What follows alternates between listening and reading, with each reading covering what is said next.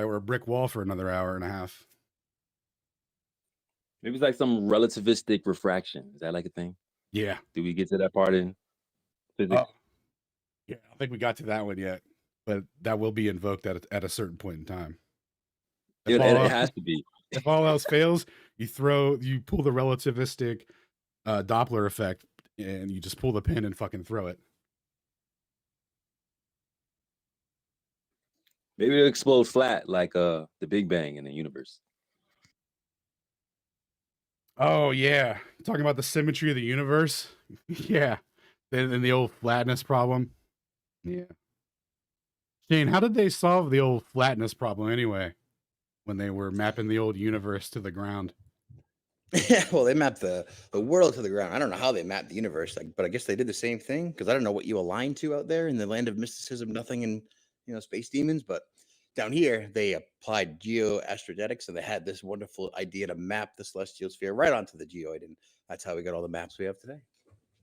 Wow. So you could just transpose the stars right onto the ground and then make corrections based off of that and tell everyone that that the arcs that you're using to derive distance and location are actually based off of the curvature on which you're standing on and not the thing you're using in the sky to navigate to. It'd be tricky to do it otherwise, right? If you're living on a flat plane and you have a sky that curves, but then you take let's say you mark a triangle from a distance in that curved sky, and then you translate that curved sky arc to the ground, which is flat. I don't know, man. Seems like they could manufacture curvature. So, well, so you're telling me that you could go around, take observations of take like physical observations on the ground, and then transform those to sea level, right, per se, right, and then see how much you've deviated from a star map, and then make corrections like I don't know, deflect your vertical per se to make sure that you're perpendicular with the gravitational potential of the geoid itself that you're presupposing to measure in the first place, and then Are you you could. insinuating the point of geodesic surveying isn't to map the Earth, that is actually to mark when they make corrections to the celestial sphere, and then actually correct points to the celestial sphere, and then actually correct it with the correction table to the celestial sphere? Actually, there's a lot of celestial sphere going on, but that's not what they're doing out there.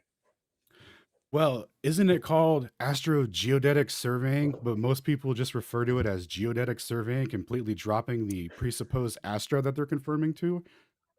So it's almost as if instead of you could say all great circle routes intersect the center of a hypothetical ball that no one's ever been able to get to the center of, that it's more actually apt to say that all great circle routes intersect a celestial sphere in the sky that they use to navigate on the ground. Yeah, absolutely, dude. All roads cross at the celestial sphere crossing. Huh.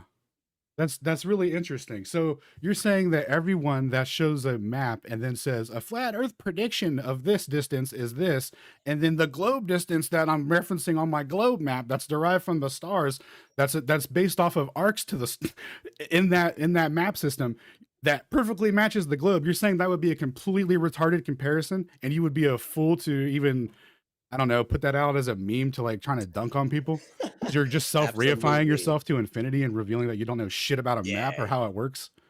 Yeah, you're actually advertising that you know nothing about maps, map creation, and longitude and latitude systems, what the world society is, how projections work, or how mathematical coordinate system translations work. So if you were to say, put out a question like, hey, this flight path on this map and this compared to this map, what you're actually doing, of course, is comparing distances on different projections of the same geoid, let's call it a sphere, since all the maps from 1900 plus are all, the only valid map they let us have is the globe with various projections. So if you compare those distances on each globe projection and then declare the globe winner, you sound retarded. Huh. Well, thanks for clearing that up, because I've always heard people say, where's your map, flat earther? Where's your map? We got this perfectly derived globe map that we don't know where it came from, or it has conflicting coordinate systems for how the longitude was derived. And don't mention how we got to the south and how we have a specific dude. So I've always heard that kind of thing. So thanks for clearing that up.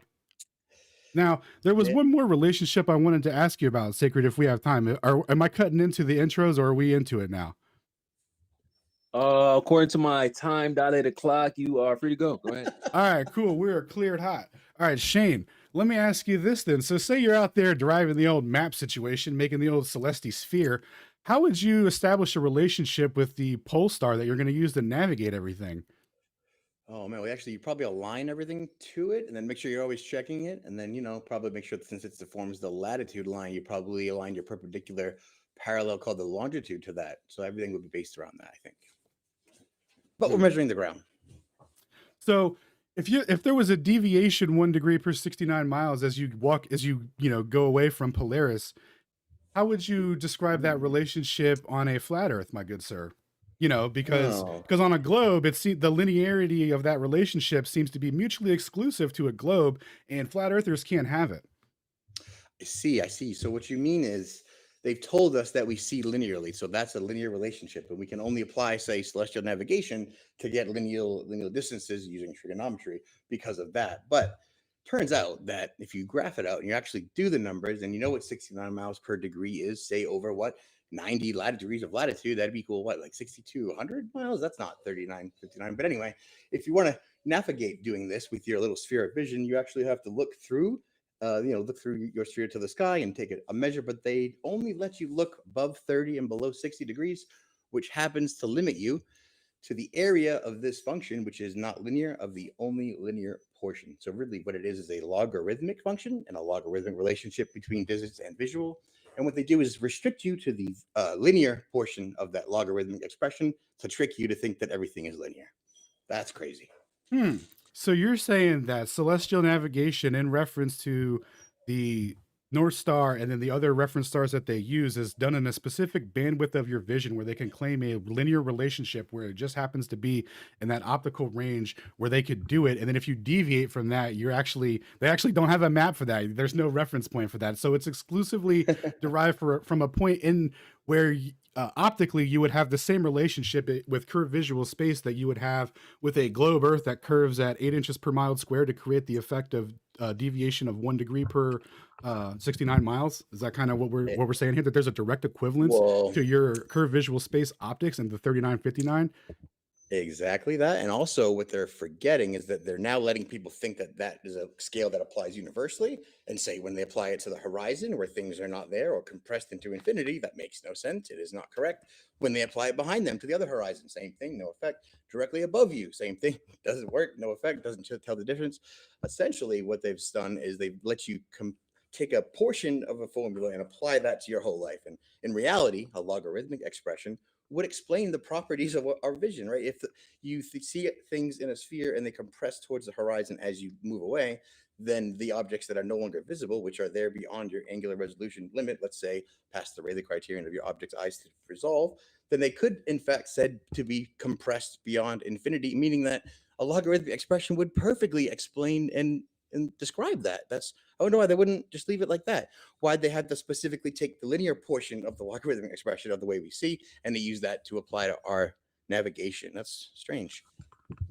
So you're saying they gave us a specific set of equations to define our optics and then told us that actually everything's disappearing behind the curvature of that graph. And then they just called the curvature of that graph the curvature of the Earth because we can't see behind it anyway. So it was really just a like we're just gonna call your bluff on that or whatever, like, see that telescope, dude? What's going on with that boat? It's disappearing behind the curvature of your optics, not the curvature Yeah. of Earth. That's why when you get improved optics, oh, you can resolve it and bring it back into oh my god, dude, this whole mystery this whole time. Okay, so anyway, so Hmm. now that we know that curvature is a function of our optics, and when you plot it on a graph, there's a limit, and you could say that that would be that the end of that limit would be like at the horizon, right? Like logarithmically, right? Like that's where you're going to get the most compression, right? Correct. Absolutely. Yep. Interesting how all that works. So, you know what I read recently, that there's this thing called an azimuthal grid of vision, and it was described to me by the Royal Society of all places, right? Because that's insane. Like I've heard flat earthers talk about a personal dome, right? An azimuthal grid. Oh. What the heck happened here? How is this formed, Shane? So I think what you're talking about is how when the old astronomers, of course, from the Royal Society took their markings of the sky to prepare for the nonsense thing they would pull on the globe later, pull on the world later called the globe. What they did was they first they call it calibrated, right? They took their telescope, pointed at one end of the horizon as far as they could reach it, marked that on the telescope, flipped the telescope, pointed at the other end of the horizon, marking the other end of where the sky they could see, marked it on the telescope, and in so doing, denote for themselves a wonderful, exact azimuthal grid of vision. But they don't probably know what they're doing. They only look at the stars for several hundred years. Hey, Sacred, I'm sending you some stuff to throw in the jumbo as well. So you're saying that they made an azimuthal grid by looking one direction in the sky and then turning 180 degrees and looking that direction, and then making a dome of vision, right, based off of that. Because as it turns out, we don't see in Euclidean geometry. You mentioned earlier that there was this thing called curved visual space. So can you touch more on that and how it relates to when you take two observation points and looking opposite to each other, how the convergence in the sky makes a dome? Like, well, I'm told that we see in Euclidean geometry, brother, and that there's parallel light Right. rays. How the hell is the sky converging when I look up? Right. So an aspect of your curved visual space is that it will curve light around you and or vision, right? So when when the astronomers denoted the maximum and minimum like of their two ranges, they've marked the border of their, dome of vision, knowing that's exactly how they would see.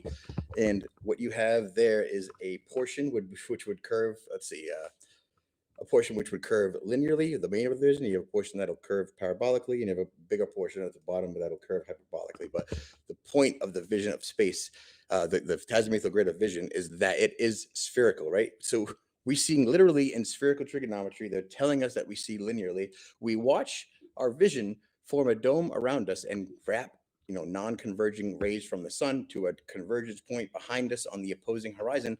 That's a weird phenomenon to witness until you realize that no matter what those lights are doing, your vision and the limit of your vision will work together to converge those beams behind you, because that just is the limit that you can see. That's very fascinating. So you're telling me that if one were to optically, you know, take the take the take the spherical excess of your curved visual space and apply that to the ground, you would get and use Gauss's theorem for that. You would get a radius of 3959 based off of the spherical excess. So you could actually map curved visual space to a what would you call it? A celestial sphere, and then make deviation or any deviations from that, and then use the corrections themselves to get spherical excess, and then use that to reify the whole thing, because you can get back to the radius anyway with the theorem once you know how much you have once you have a radius in mind anyway. Right. Yeah. Because if you do that out, then you can tell optically, based on the limit of the vision, how much a set triangle would theoretically curve. But then if you know what they're doing, you can pull that curve right out, and the resultant figure would give you the initial radius that they used to curve it at. So again, it seems like they knew a lot of things and then used them, let's say, less than stereotypically against us. Now, I was told the guy Gauss that actually came up with that theorem and did some measurements for his country, he was actually hired by his government to make some maps and like figure out the curvature of the earth.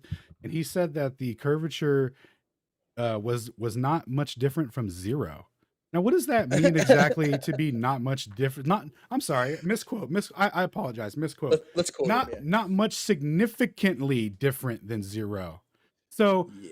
there's zero, right? Proud of you, Fleur. Cherry picking. Dude, yeah, yeah. So there's zero, right, where you got like nothing on one hand, and then on the other hand, there's not a significant difference in this hand than there is in the zero hand.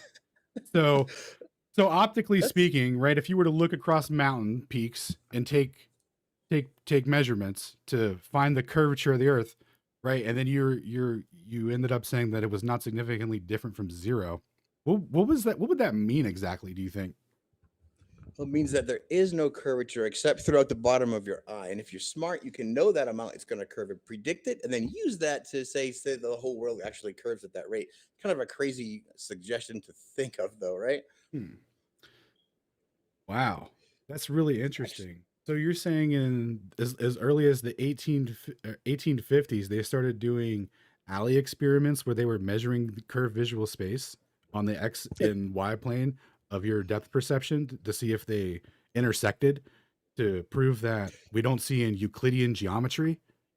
and that they Oh, could that's actually take measurements of that to find the excess and then get a radius and apply that to the sky.